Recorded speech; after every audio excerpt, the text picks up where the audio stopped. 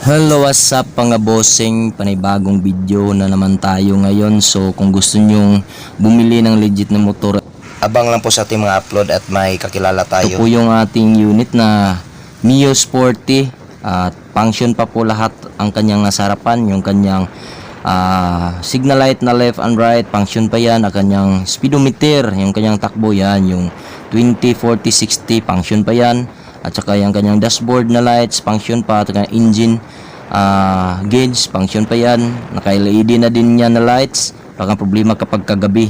Ang problema ng bayan talaga dito, paso ang kanyang rehistro, mura lang naman yan. Kaya pwede ko kayong bigyan ng tawad dyan. Ang importante talaga dyan, kanyang makina. Napakatindi talaga at napakatibay nito. Pakita ko sa inyo ang kanyang mga specs, ang mga ilaw niya.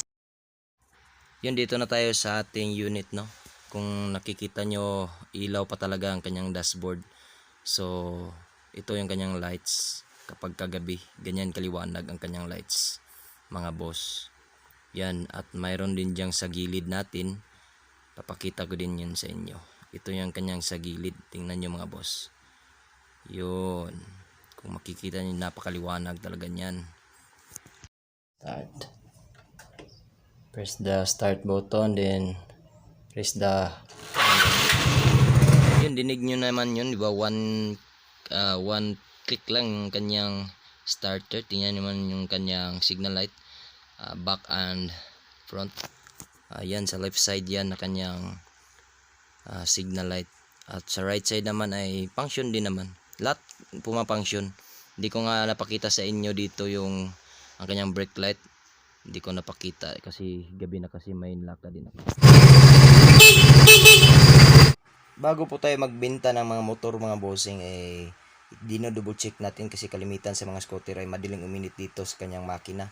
Tinitingnan natin yung kanyang engine at kanyang gear oil. Ang engine oil niya ay okay na. Titingnan natin yung kanyang gear oil kung yellow pa ba o dilaw. Yun, kung makikita nyo naman yung kanyang gear oil mga bossing, hindi na po siya dilaw. Hindi po normal ang ganitong oil. Kaya okay lang naman din ito mga bossing kasi papalitan lang din natin. Dapat kasi yellow yan. Tingnan nyo naman po ang kanyang gear oil. Hindi po yan normal. Kaya i-double check natin bago natin i-release sa ating buyer. Kailangan kasing transparent tayo. Yun, ito po yung ating gagamitin sa kanyang gear oil. Yan, Yamaha. Yan ating ilalagay ngayon para mas maging kondisyon na talaga yung ating unit. Sa makina naman ay wala namang problema dito. Kapag kayo mga boss ay may motor na, kailangan nyo ding gumawa, kailangan nyo ding ayusin yung motor nyo, tingnan nyo yung mga sira. So sa makakabili ng unit na to ay kondisyon na po ito ma'am sir. So hopefully magtagal ito sa inyo at maintenance lang po talaga ang kailangan ng isang motor. Ako po na nagbebenta, titingnan ko talaga unang-una yung makina. Mga papel nito ay okay na po, yung mga papel, open deed of sale po ito. So kung gusto nyo po ang unit na to, PM nyo lang po ako at pwede po tayong mag-meet up dito sa Cagayan de Oro lang po mga boss.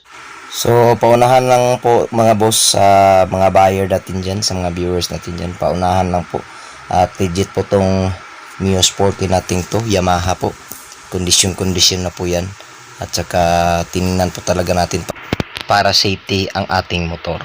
Ito yung pugi kong kasama, yung ating mekaniko na sobrang pugit. Single pa yan. Oh yeah.